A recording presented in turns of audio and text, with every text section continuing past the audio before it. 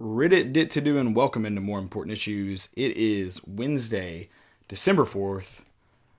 The Vols aren't really doing much this week.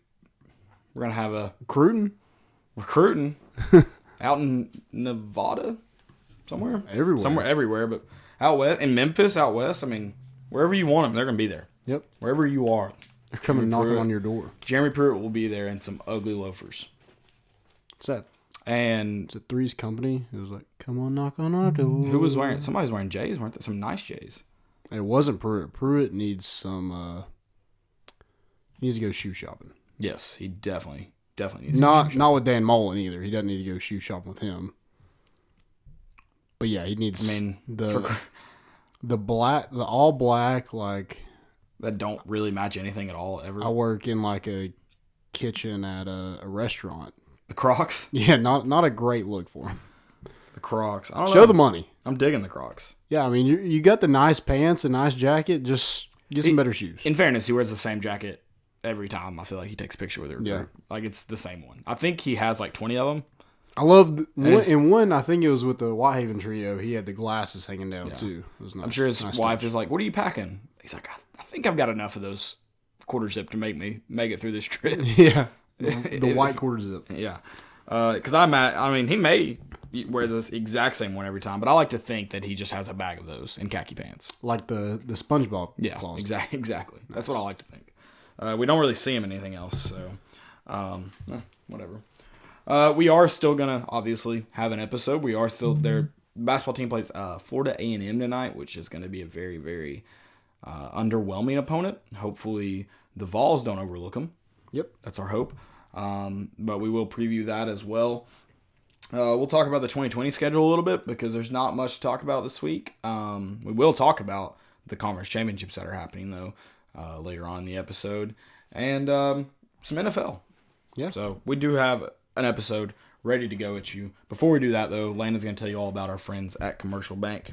Guys, Commercial Bank is your neighborhood bank. They are a leading financial institution with the services, capabilities, and resources of regional and national banks. Whether it's purchasing a home, saving for your child's future, or planning your next vacation, Commercial Bank is with you every step of the way to navigate life's big decisions. Life made better. Visit cbtn.com to learn more and find a branch near you. cbtn.com, find a branch near you. Guys, go check them out. Great people. Love working with them. Any financial needs that you may come in contact with, they got you. Life made better. Life made better. Easy. I wish they could bring me my water that I think I left in the car. That's very disappointing. Sucks to suck. One of those days, too, that could really use a water. But team news. Transfers. It's transfer season. Yeah, it's the transfer portal season. Yeah. You're figuring it out. You're entering the portal. Yep. So I'll start with some good news before I get into the transfers. So Eric Gray won SEC Freshman of the Week. Well deserved. Wow. Should have. I mean, that's right. Wow. The basketball team is ranked number 21 in the country. I think the women's is like 17. I think. Because I think the women went from 20 to 17. I think the men went from 17 to 21, I believe. Yep. That's what it was. And then you did have some transfers. You had Gerard Means, Ryan Johnson, and Marcus Tatum all announced that they are transferring. Gerard Means is one of the guys that was rumored earlier in the season, correct? Yeah, so when Will Ignont and Shannon Reed, he was one of the guys that they thought, I think he actually missed a practice. Like, he was on his way out the door.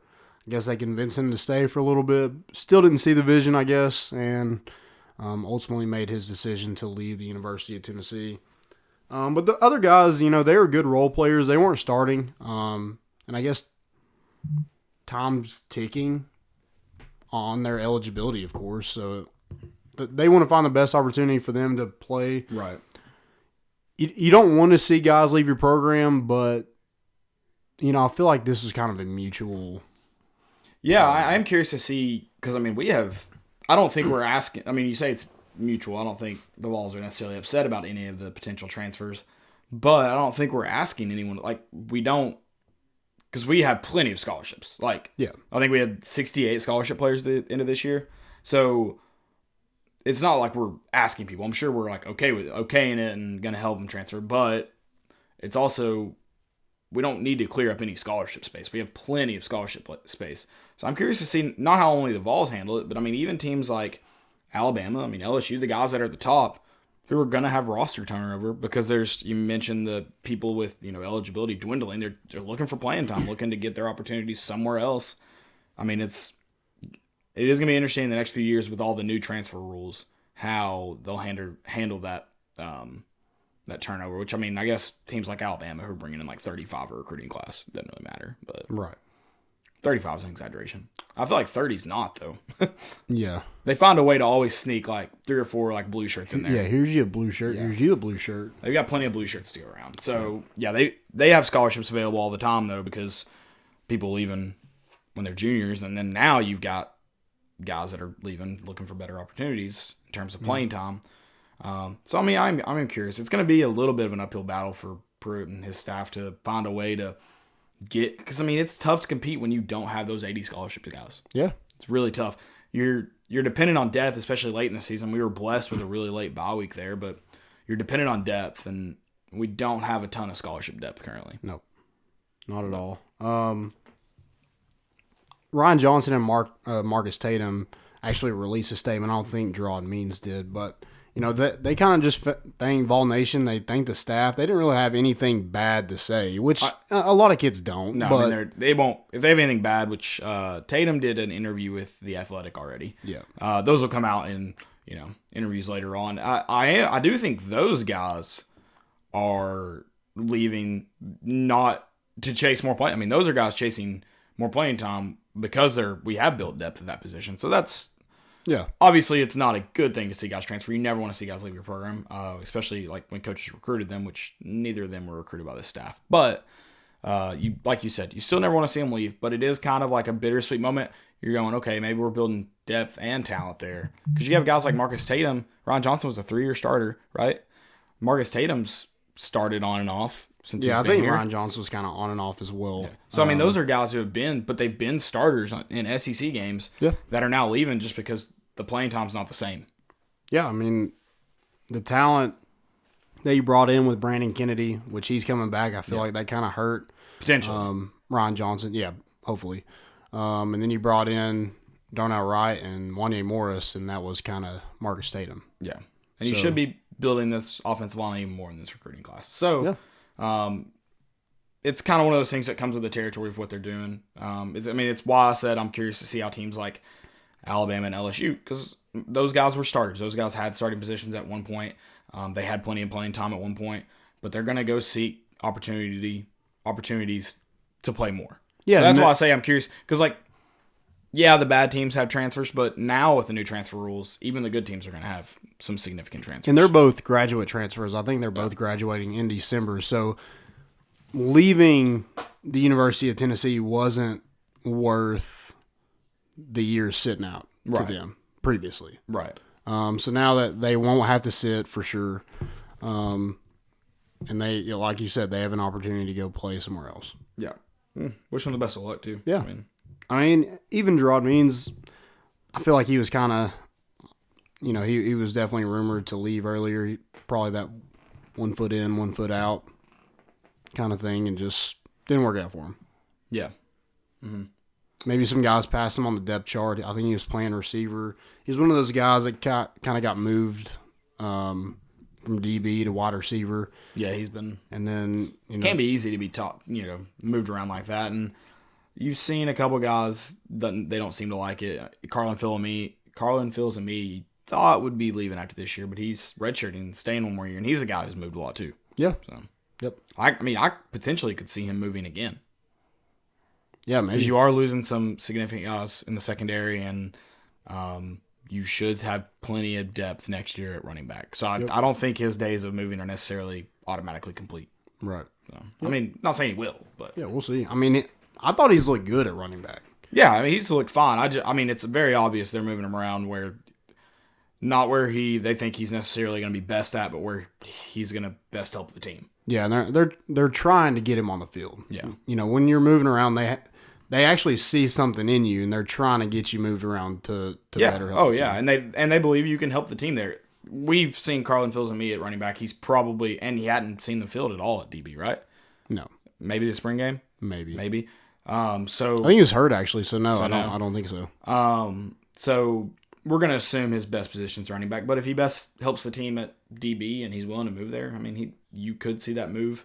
I imagine this spring would be a time that he'd move there. Yeah. Just trying. I don't know who all the early enrollees are as far as defensive backs go, but we'll be decently thin there.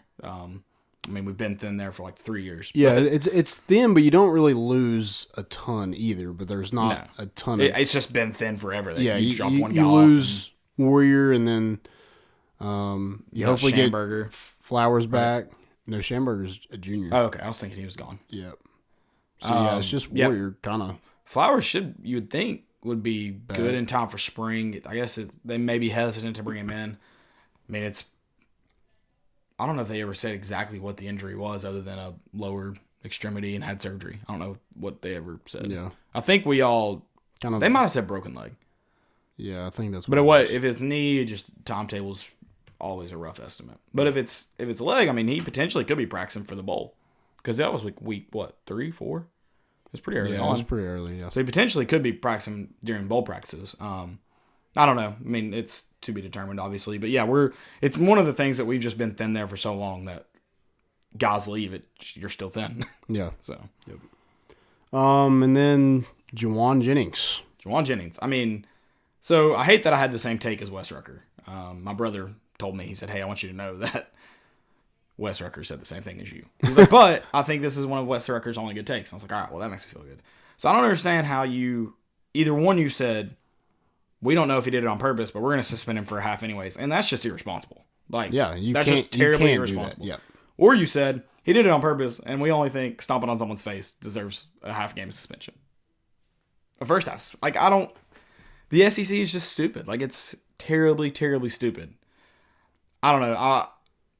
I mean, I get that Philip Fulmer has to say what he said. And apparently, with these kind of things, John Bryce said that the SEC and the team or the athletic department worked together to come to an agreement. So I guess, I don't know, maybe they wanted to suspend him for a game, and Fulmer was like, I mean, we'll raise hell, so maybe just make it a half and we'll be quiet. I don't know how it all went down. I have no idea. But yeah.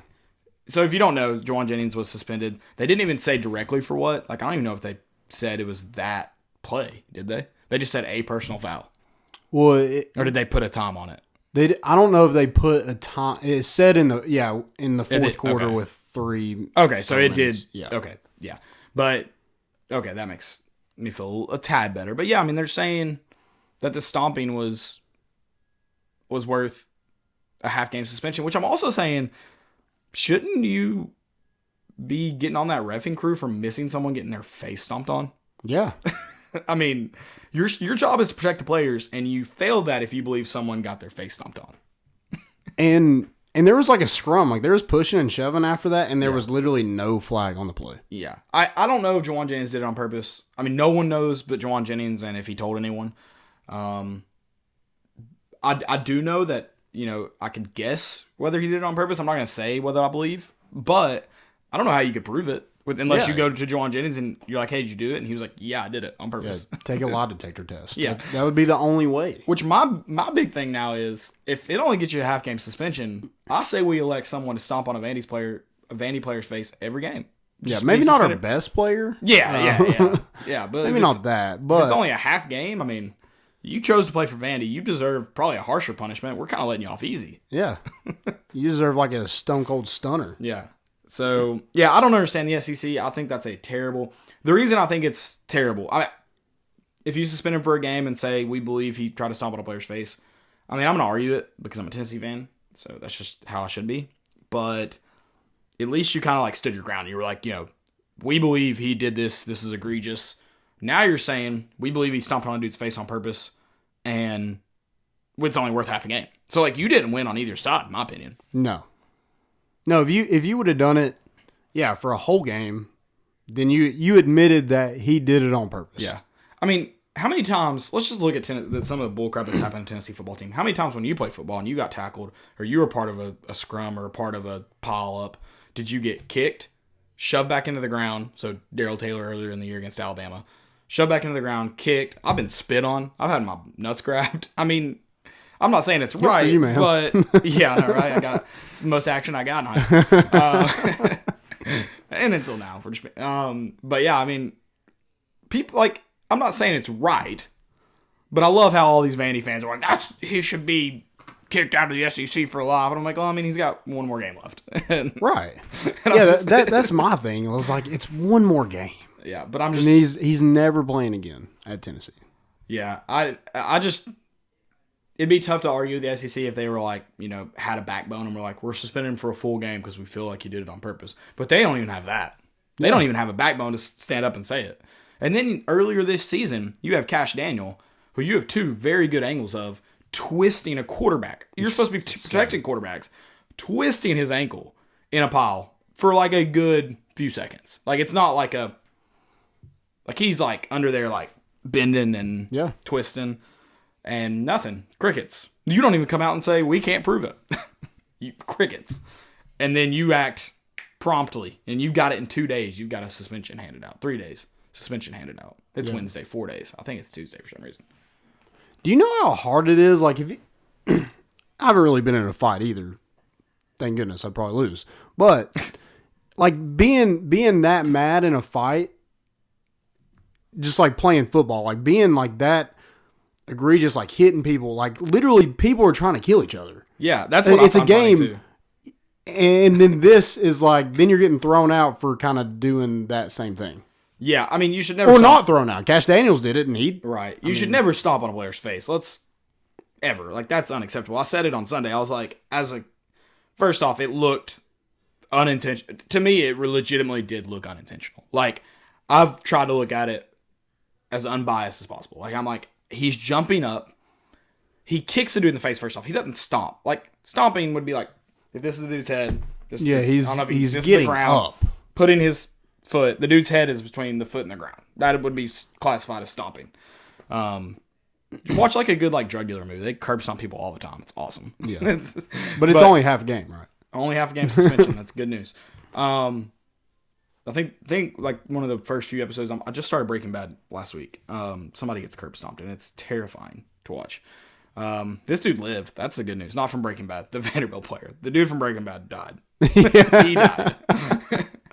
So that's the difference. The Vanderbilt player is alive, and that's good. That is a good thing.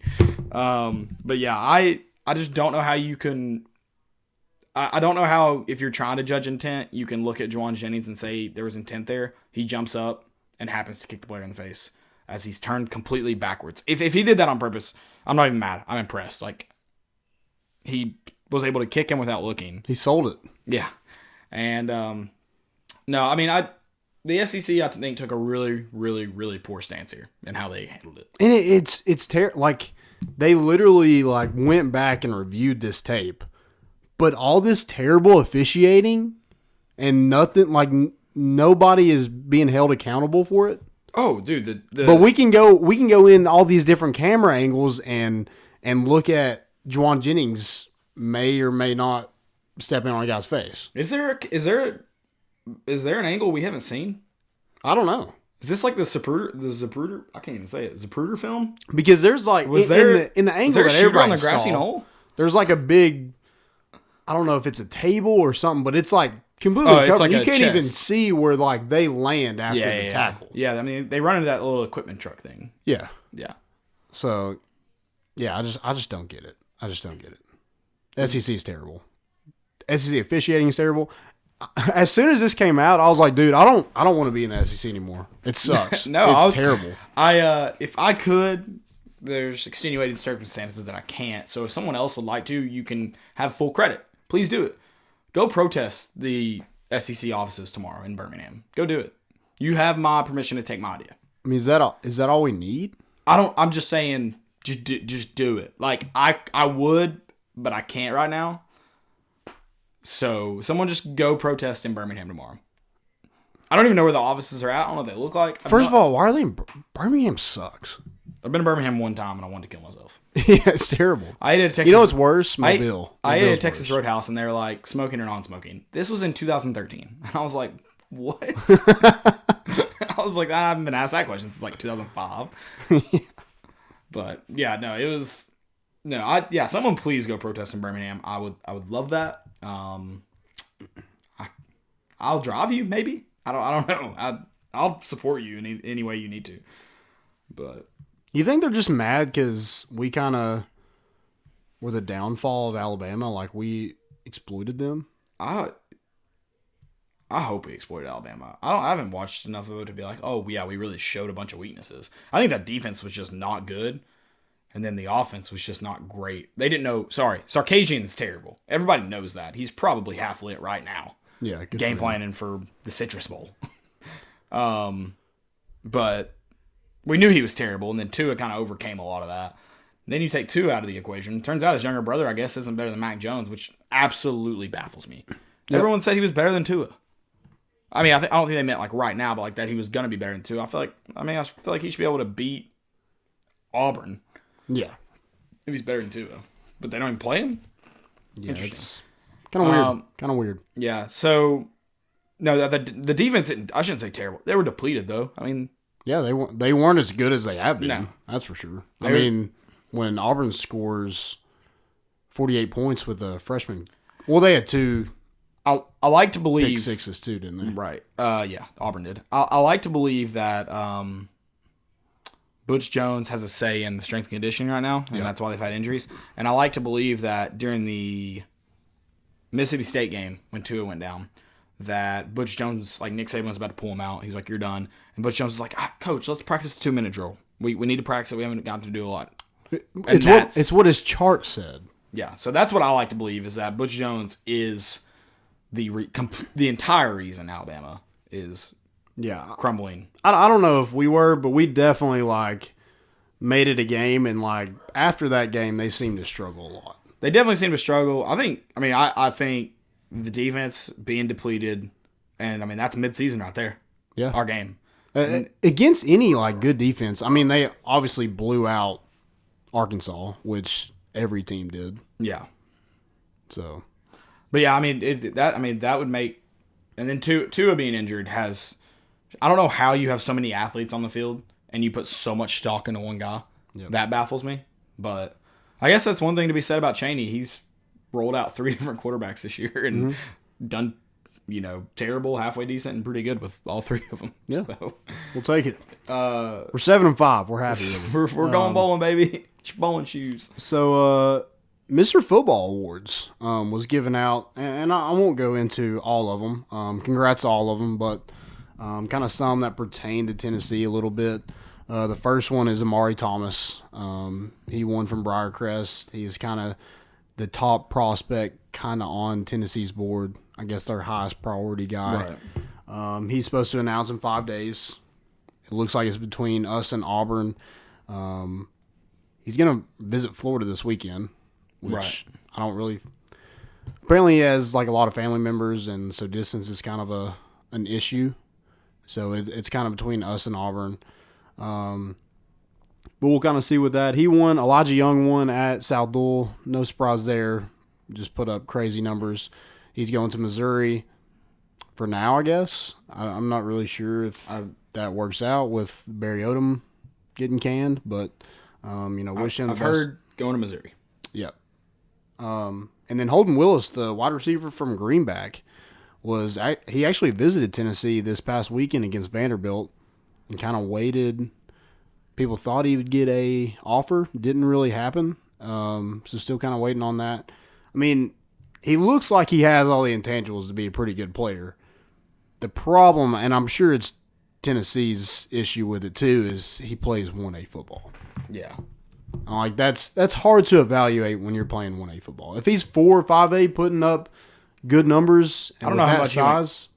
We don't know how much he went camping either. Yeah. I mean, that could be some of it too. But if he's 4 and 5A, I feel like Tennessee throws that offer out. Yeah, I mean, and typically those 1A guys are going to get the offers at camp, not at.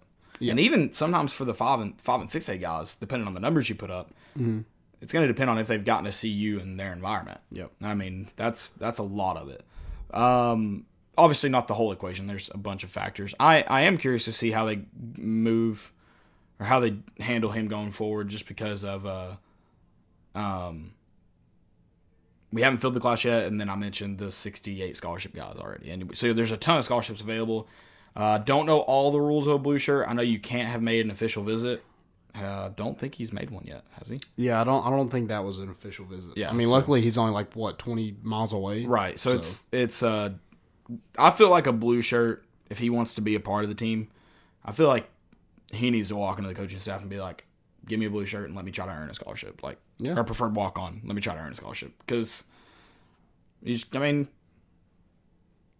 hadn't put up those numbers. I mean, I'm sure he put up good numbers, but because he broke or was that the season? Was it the season or career? The season touchdown record, I'm pretty sure. So I don't know what he was last year, but obviously he wasn't doing this because we didn't hear about it. Yeah. I'm sure he had a good season. You don't just break out, but it wasn't career seasons back to back. So I don't know. I would be interested. I'll be interested to see what goes on. Did you read off his offer list?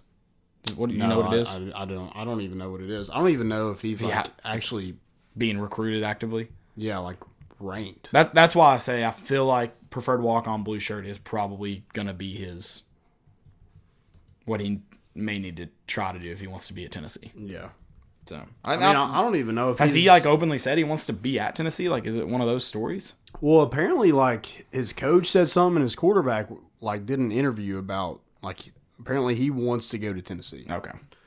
So his offer list: Tulane, Austin Peay, Georgetown, Indiana State, Massachusetts. Yeah. So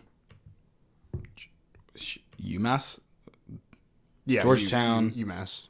Tulane. Tulane. Okay. I was trying to read off all the D1 FBS schools. Indiana Tulane's State. FBS. Is UMass FBS or FCS? They're FBS. They're FBS. Yeah. Okay. So Tulane and UMass. I don't think Georgetown's FBS. No, they're not. So yeah, there's not a ton of FBS offers in there. No Power 5 offers, which he is rated a 3-star, I guess. So he's 6'4", 205. That's pretty good size. Yeah. But yeah, I think it's kind of that 1A football, and that's no knock on him. They're in the state championship. That's no knock on Greenback whatsoever. It's just hard to kind of evaluate with that kind of competition. Yeah. Jordan Bowden. Jordan Bowden will have his jersey retired at Carter. I thought that was pretty cool. Dude, it's funny to watch. Everybody's tweeting the videos out and how small he was. That dude's had to put on a ton of size to get where he's at. Yeah. Because he was, he was still rebounding like he is now and still making plays at the rim like he is now, but he was a small dude. It also kind of shows you the state of basketball in this area. Which, there's good players, but overall, it's not great. Yeah. But you have pockets of good teams. I think the Bobby Mays, it's helping. It's definitely helping, especially around here where you have like Bearden. They won the state title. Yeah. They went in Memphis where it's loaded with talent and won the state title. I feel like Bobby Mays has just made the Bobby Mays Elite Academy or whatever it's called has just made the pocket bigger. Because it used to be 1 or 2 good teams a year from Knoxville and Knoxville area. Now it's 4 or 5, varying are pretty solid. Bearden's one of the ones that have been able to maintain quite a bit of success. The penny moving company though, that's kind of putting a damper on things. Yeah, I know. They're just able to move people. They're picking around. up $40,000 tabs from East Tennessee to West Tennessee. Yeah, it's a big moving tab. We should start a moving company just to move around D1 basketball players. We should. That's 11.5 is good money, man. That is good money. I like that. Per move? Kidding me? So recruiting news. I guess we kind of been talking a little bit of recruiting, but so some guys at Tennessee are high on decommitted from schools. So 3-star linebacker Vi Cahoe, the kid from Nevada, he decommitted from Nevada. It looks like he's trending toward Tennessee. Niedermeyer and Pruitt were out there to see him, along with 5-star athlete Darnell Washington. And then 3-star all-purpose back Jabari Small. He's a teammate of Amari Thomas, decommitted from Ole Miss with that Matt Luke debacle kind of going on. What is going on? Yeah, very strange.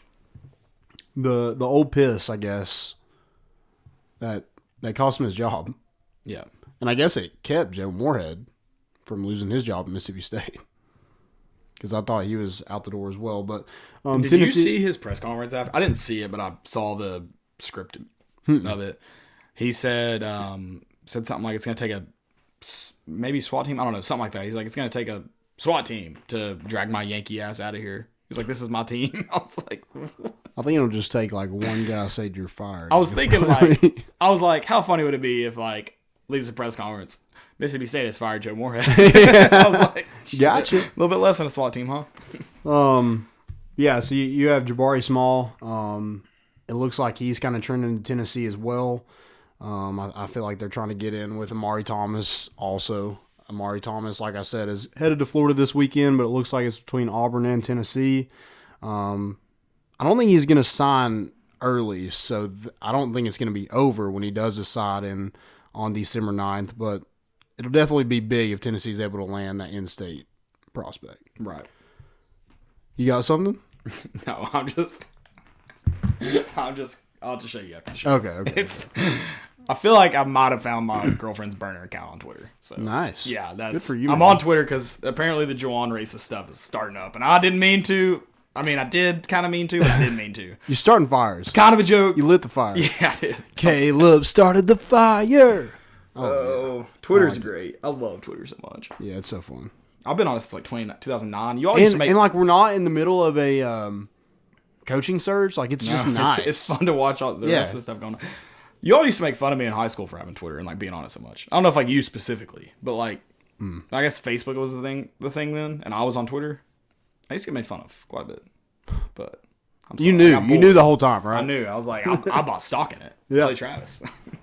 So the staff was on the road, like we said, seeing some prospects like Amari Thomas, Darnell Washington, Vikaho.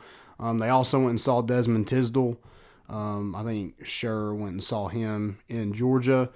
The staff was also visiting some commits. They saw the Whitehaven trio with Bryson Eason, Martavius French, and Tamarion McDonald. And then Chaney went and saw Kyrie Miller. That dude kind of made Chaney look small.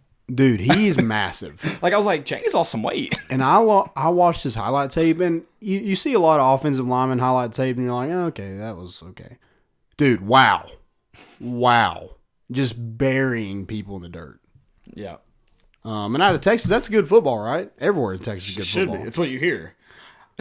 How good is Texas football, really? Like, have you watched? I've only ever seen Friday Night Lights. Yeah, I guess you're right. Yeah. Well, no, that's not. I mean, I'm sure it's great. The Little Tykes. I've never Friday night Tykes. Yeah. I can't get into that because it's like too much of reality. Like, it's real. Oh yeah, and that scares me. Yeah, because those kids are good.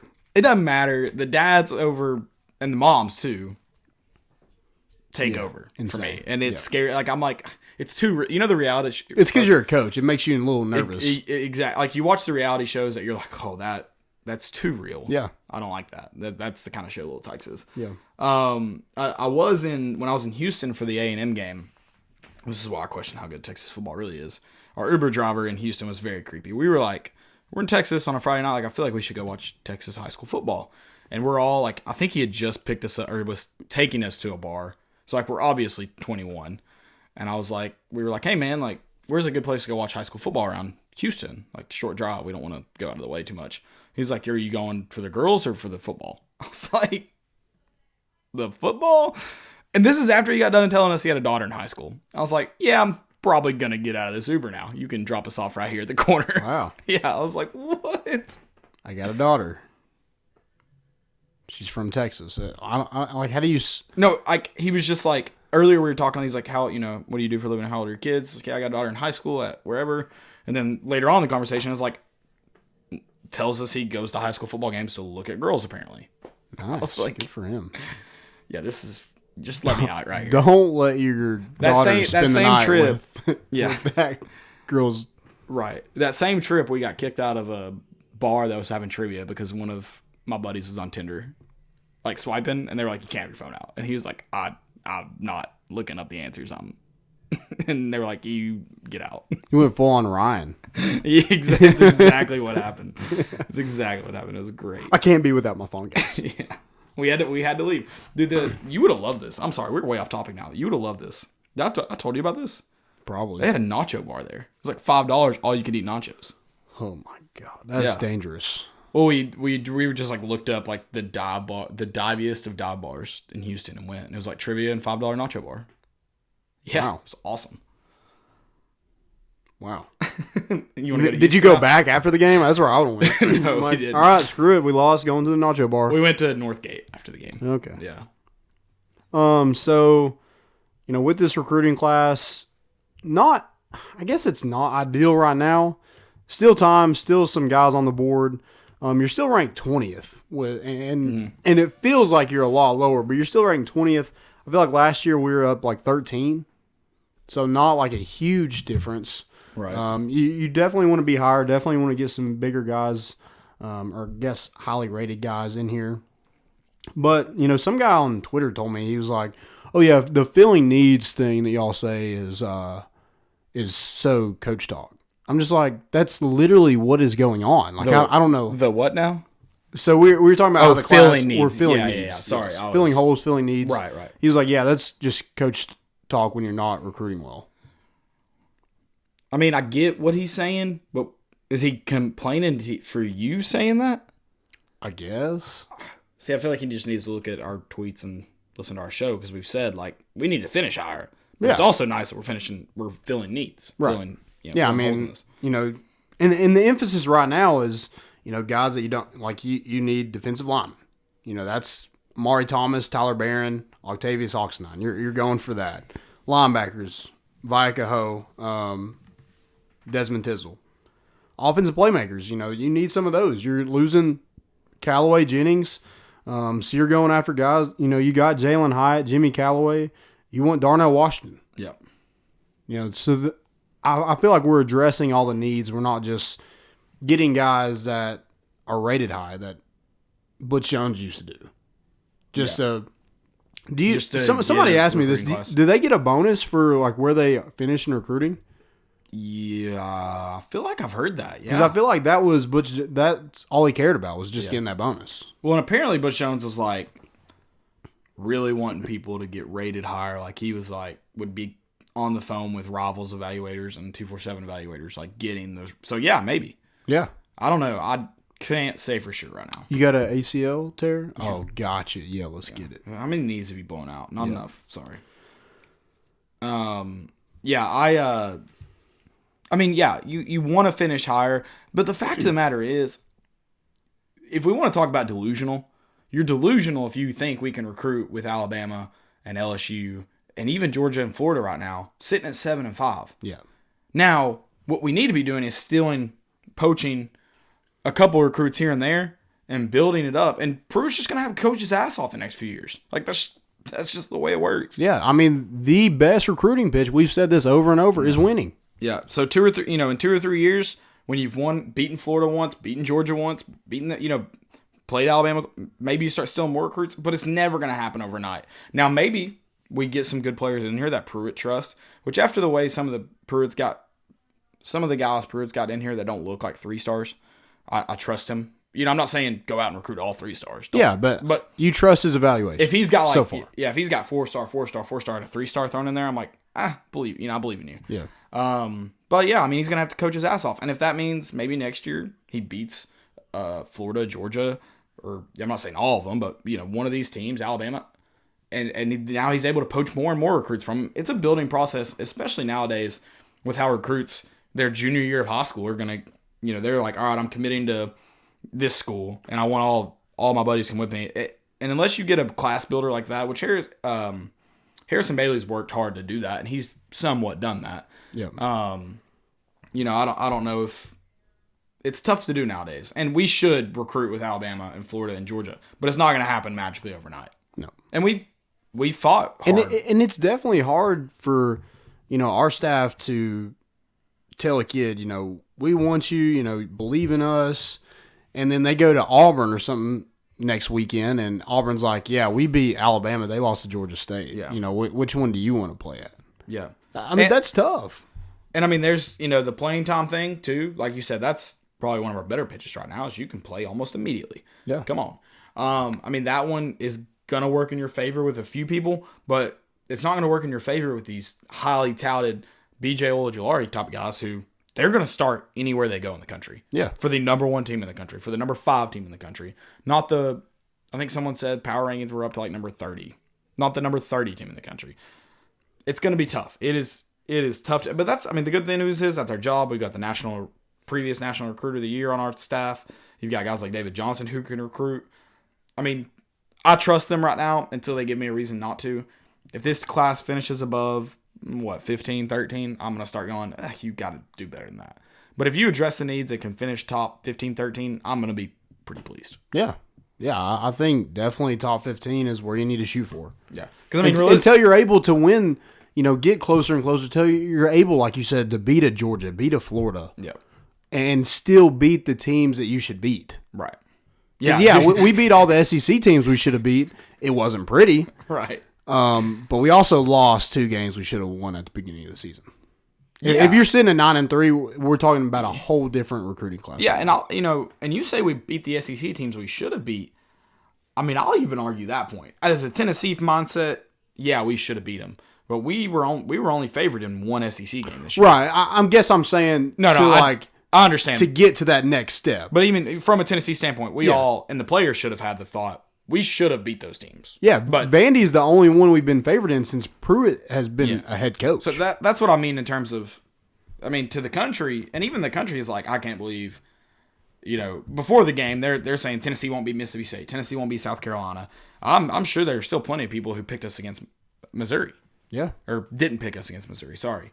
So when you look at it from that standpoint, those are games we should not have won, and we did. Now, I agree with you.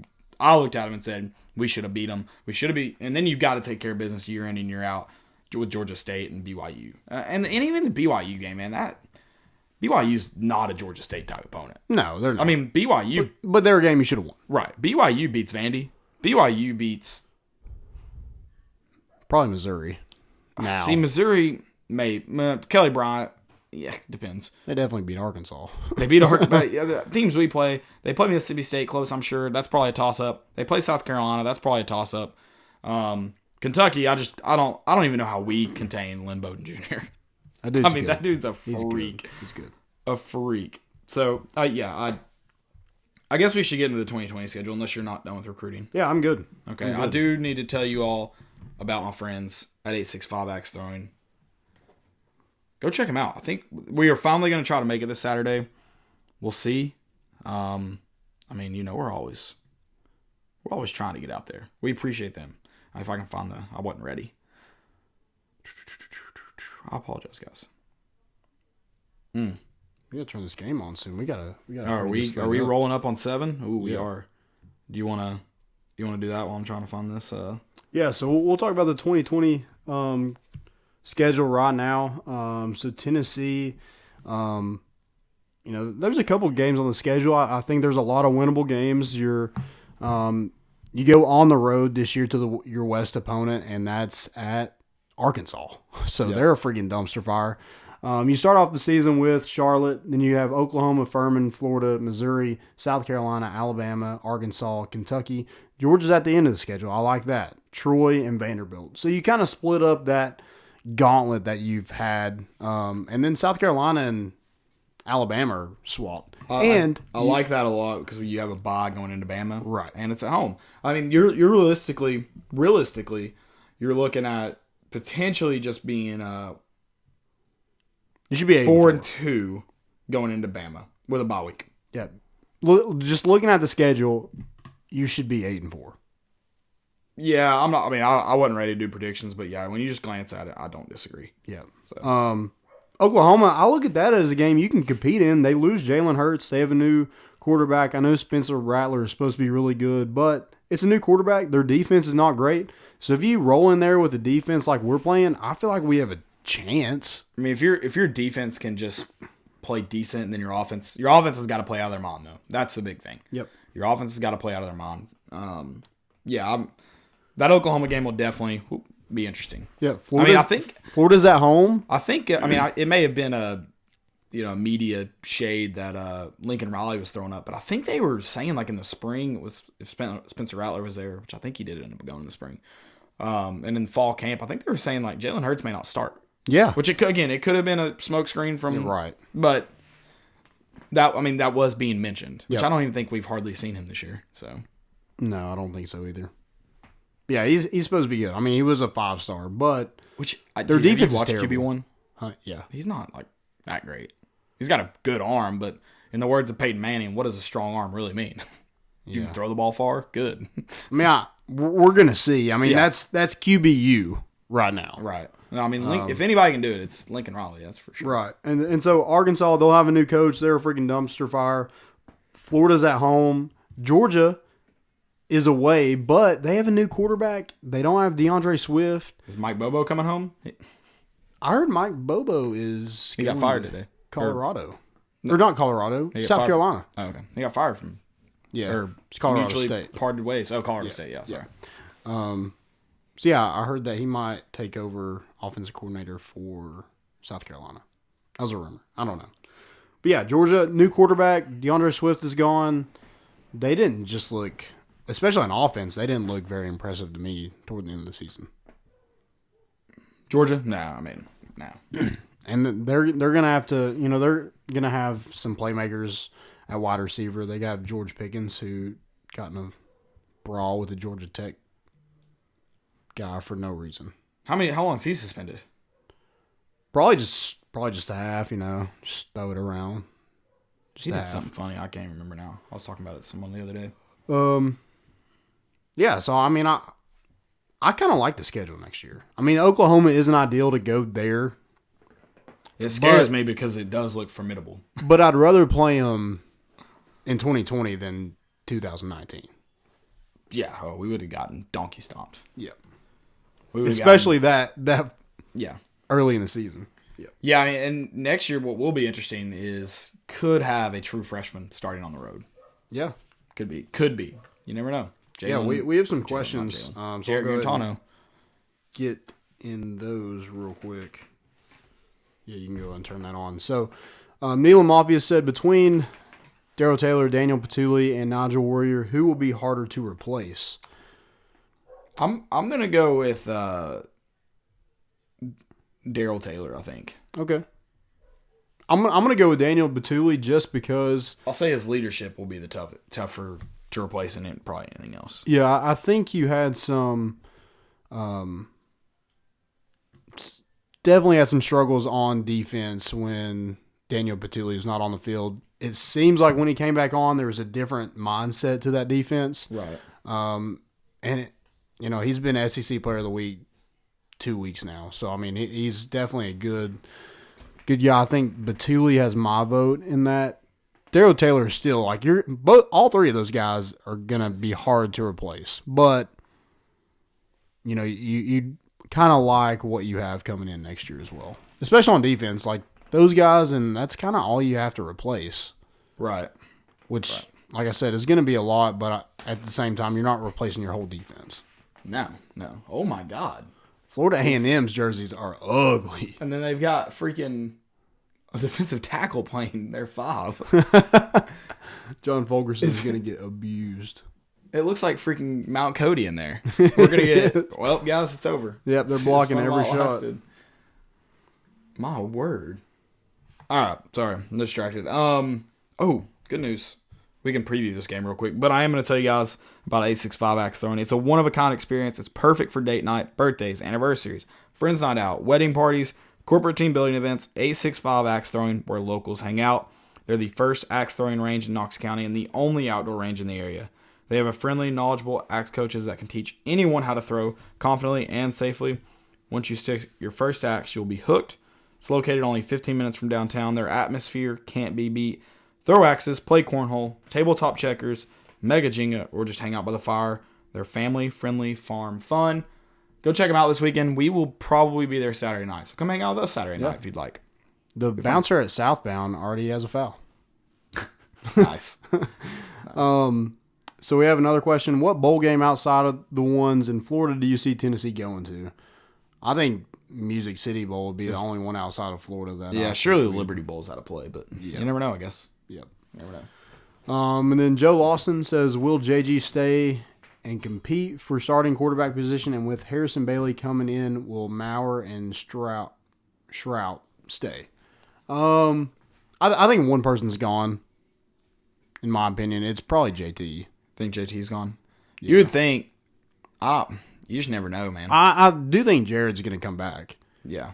Because I feel like that gives your team at least, like if Harrison Bailey isn't ready to take over, then you have somebody that you can rely on. Right. You hope you can still rely on after the ending to the season he's at. Yeah, I'd be surprised. It's gonna be between Maurer and Shroud. I'm with you. I don't see JG leaving. I'd be very surprised by that. And I think Maurer really likes being here. He just seems like it anyway. Right. I think the staff is gonna work hard on JG staying here because they know. I think Pruitt. No, I mean he said it at the beginning of the year or when we benched him that he was gonna help us win games. He'll unfortunately probably help us win games next year. Yeah. That'll be bittersweet for sure. Real quick about Florida A&M. I mean it's started. So I mean they're not a good team. They're 0-6. They're terrible.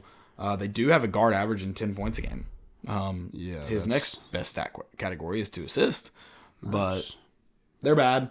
We just turned the ball over though on our second possession. Yeah, that's one thing we got to do. We got to take care of the basketball. Specifically Lamonte. I mean, it's one thing for our freshman guard to have turnovers.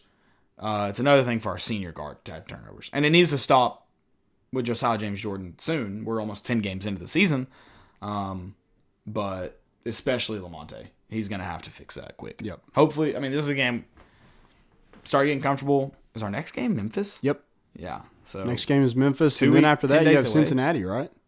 Yeah. That's Cincinnati. Yep. So, I mean, this is your last tune-up game. Also, I meant to tell you, I was thinking of Cincinnati's football stadium. That's really cool. Nippert. Okay, not their basketball. Not their basketball stadium. Okay. Yeah. Yeah, so I mean, you definitely want to tune things up, take care of the basketball. You got to get better bench play as well. You got to get guys in here that's able to give you some kind of production. Devontae Gaines, Drew Pember, Jalen Johnson. I mean, you need more out of him. I think it was Mike Wilson who wrote a pretty good article today that said we need Devontae Gaines and Jalen Johnson both had good games, separate games at the Emerald Coast Classic, but we need them both to have good games together. Yeah. Yep. And it was a good article. So yeah. Which I also would like to prove that we are not just biased. We do hate Knox News, but if you write something good, we'll appreciate it. Yeah, absolutely. So I like Mike. He's nice. Yeah, I like Mike. For sure. I mean, he's one of them good uns. He's a good one. We are going to do some college football preview. It is championship week.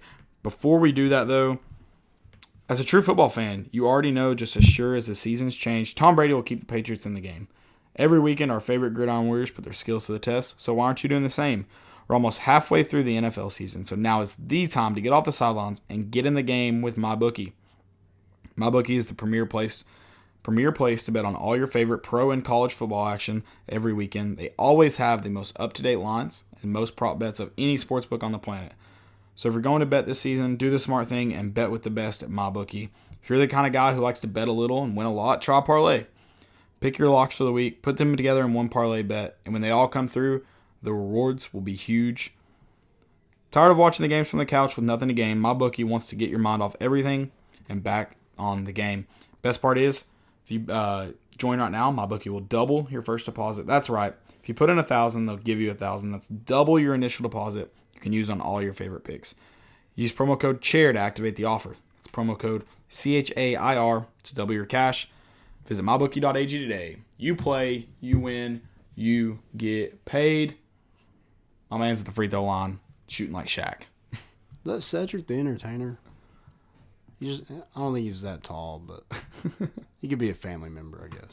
That's a big dude. He's huge. Dude, that man is a How much you think he weighs? If y'all aren't watching the game, or if you didn't watch the game last night, if you're listening to this podcast tomorrow, if you're not watching the Florida A&M game, they have a center who's not very tall, like 6'5", 6'6", and 350. But no fear, the TBA Taco is here. We're gonna win. Yeah, definitely. He's got an IQ of like, it's ridiculous. I don't know. He only told us his IQ in 8th grade, so I don't know what it is now. 6th grade.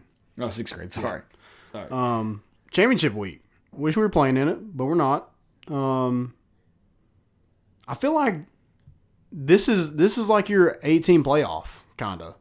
Like if you want a bigger playoff, like this is kind of it. I think it was Bearsley that tweeted it. He's like, honestly, you may have a year or two where it doesn't work out the best, but like overall, you usually get the best four in anyways. And like, I mean, you had a playoff. Like everybody's mad that Alabama and LSU played. Like, no, like that's your playoff. Like they played. Yeah, that's it. So, or out, like Alabama lost. Oregon. I mean, you got to play this season. That's I said that in one episode. It's not the best teams. It's the most deserved. Who's winning? Right. It's who is winning games and. You get one slip up, and that's it. I feel like I will say this for the committee. I feel like they have told Utah, if you take care of business on Saturday, you'll be in by putting them at number 5. Yeah, and I agree with that. I think Utah is a more deserving, in my opinion, than Oklahoma is. Interesting. I didn't know how you felt about that. I know you're not very high on Utah, so that's interesting. I don't necessarily disagree with you. I think they both have similar losses. Right. I will say this. I think if Baylor beats Oklahoma, I feel like Baylor deserves it. Won't Baylor have the best win of all three? Well, I guess Oklahoma would have, but Oklahoma would have lost more recent. Oh, yeah, Oklahoma have 2 losses. Yeah. I think Baylor would have the best win of the 3. I don't know. I think it's interesting. I do think it's Utah if Utah wins. I think the committee told Utah, if you win, you're in. Like, that period. Because Georgia or LSU is going to lose. I think you potentially could see LSU get in if they lose in a close one, but I don't think that happens. Yeah, I think Utah is the most complete team out of Baylor, Oklahoma. Yeah. I don't necessarily disagree with that. I would like to see if Utah wins and Baylor wins. Like, I think that could get interesting. Yeah. Because I think they're... I mean, it's definitely going to depend on how you win. Oh, that like style points is definitely going to be needed this week for both of those teams. For who the winner of the Big 12 and Utah, it's definitely going to come down to how the win happens. I agree. Yeah, I did. Paul Feinbaum's out here arguing about Utah. I mean, I don't know. I'm just not high on Oklahoma at all because that defense is atrocious. The defense is terrible. I mean, terrible. I mean, I think Jalen Hurts is probably the second best player in college football. Yeah. Right now, but maybe a third, in fairness, to Joe Burrow and Tua Tagovailoa. Yeah. Which I guess Tua's not in it. Yeah, right now. You understand. I'll run through these games, though. Utah and Oregon play in the Pac-12 championship. Baylor and Oklahoma, that's number 7 and number 6 in the Big 12 championship. Number 4, Georgia, and number 2, LSU in Atlanta for the SEC championship. And then what do you think about Dabo saying the SEC's tough and Clemson doesn't get enough credit? Number 23, Virginia, and number 3, Clemson. What's he complaining about? Like, I don't understand. Like, this isn't the days of BCS where you have to lobby to get your team to number 2. Like, dude, you're in the playoff. Just win. Just take care of business. That's, and quit that's whining. all you have to do. Quit whining.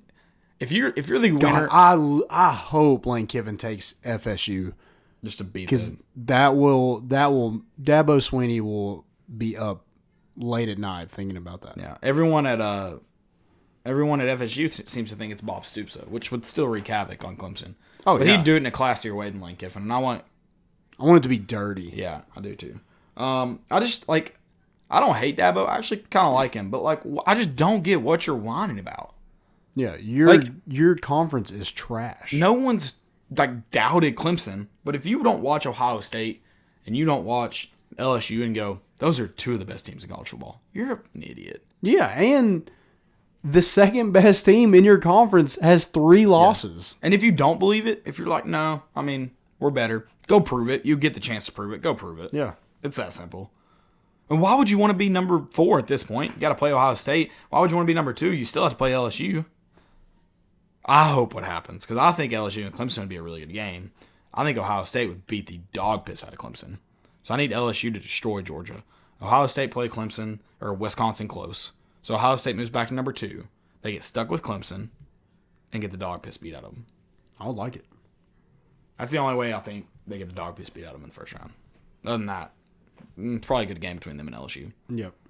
Ohio State and Wisconsin play in the Big Ten Conference Championship. We might play Wisconsin. I'm not, huh? We might get to play Wisconsin. And I'm not gonna say Ohio State's gonna win this one easy. I mean, you're dealing with a Heisman candidate in Jonathan Taylor. Yep. It's not gonna be I mean, it could be easy, but I don't. Yeah, because they're so one-dimensional, and that Ohio State defense is good. They're good, but it's a Heisman candidate running back. You got to stop. What's the line? Alabama. 16.5. I'll take the over on that. Alabama. I think it's about 20. Alabama won a lot of championships being one-dimensional with a Heisman running back. Yeah. So, I mean, I'm gonna take the over on that one though. I will not. I'll take the under on the 16.5. Okay. I'll take the under on that. NFL power rankings. NFL power rankings number 1. I got the Ravens. You got to take them. I got the Ravens. Number 2. I got Seattle. I have the 49ers. Got the 49ers at 3. Okay. I have Seattle at 3. I've got New Orleans at 4. I also have New Orleans at 4. And the Patriots at 5. Yep. Which I feel like might be a little bit undervalued for them, but you lost this week, so Yeah, sorry. it's fresh in my mind. Sorry, bro. Did the 49ers lose this week? Yeah, they lost to the Ravens Yeah, on a field goal, so yeah.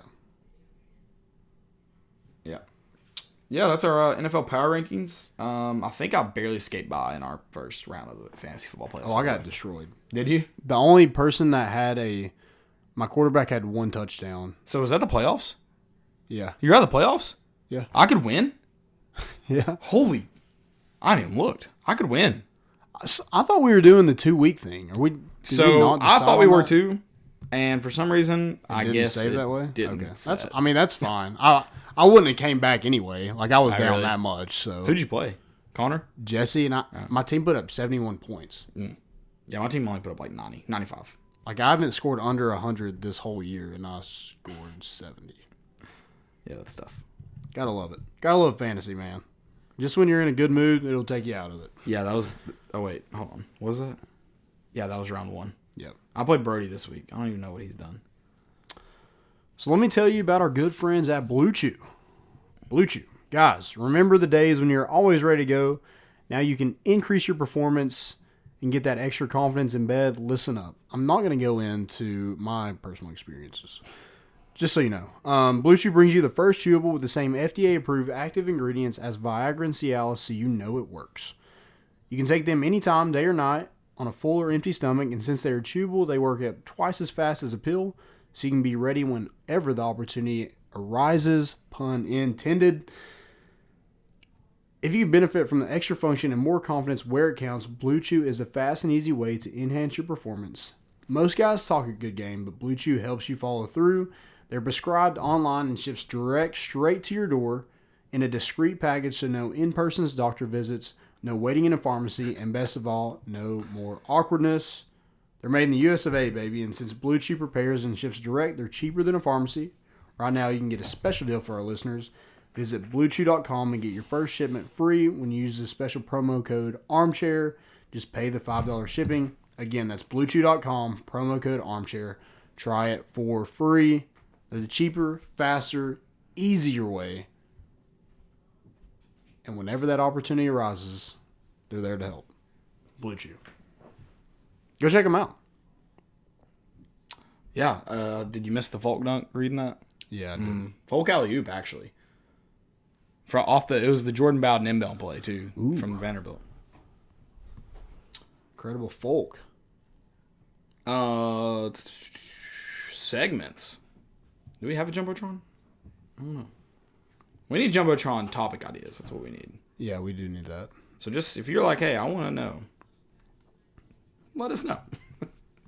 We'll do them. I'm open to anything. Even if we've done them before and you just want to hear them again. Because they may change. I don't know. They may change. Yeah. So I guess stupidity is an epidemic. Stupidity is an epidemic. I'm sorry. It's got to be Paul Feinbaum saying Utah doesn't deserve to be in. If they win the Pac-12, they're in. They're in. Like, they're number 5. I'm sorry. That's just a terrible take, in my opinion. Mine is Kevin Boylard. I think he's a writer for 247. Said, Russell Wilson gave us the most cringeworthy mic'd up in NFL history on Monday night. It was literally just him being a leader. Did you listen to it? Yeah, I was like, I mean, what's cringeworthy about this? Like, yeah, it's not like an ideal mic'd up. There's nothing. He's not funny. cussing and everything, but like he's being a leader and the quarterback of his team. I don't understand what you want. I didn't quite understand that either. Oh, look at. Oh, I also have another question. At Vol or Nothing said, how many linebackers do we have committed, and will they all play linebacker in college? So I guess we technically have 4. Jamari Butler, Tamarian McDonald, which I don't think he ends up playing linebacker. I think he's more of like a star position kind of guy. Bryson Eason and Martavius French. Kind of our linebackers right now. Gotcha. Hopefully we get some more. You have any more stupidities? Yeah, I do. So at Horns247 said Director of Recruiting Brian Carrington will play a pivotal role for Texas 2020 recruiting efforts. Because they're adjusting the rankings, right?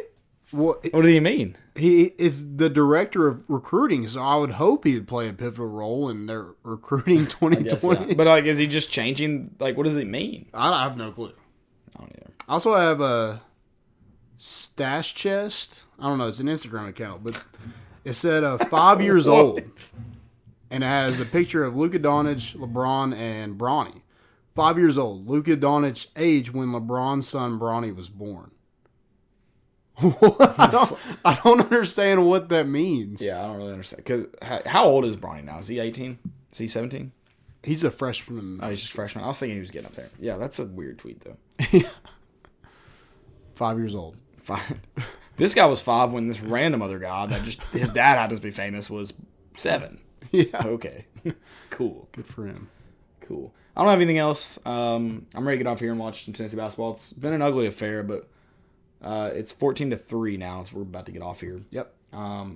Again, not been pretty, but whatever. Just looking for a win. That's all I'm looking for. Yep.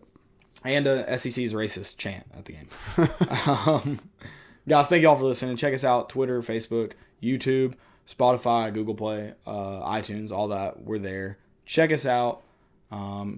Make sure you stop by the axe throwing place this Saturday. We're A65 axe throwing, and come throw axes. Yeah. Free Juwan, free Urosh. We're bringing the boat in, and we out.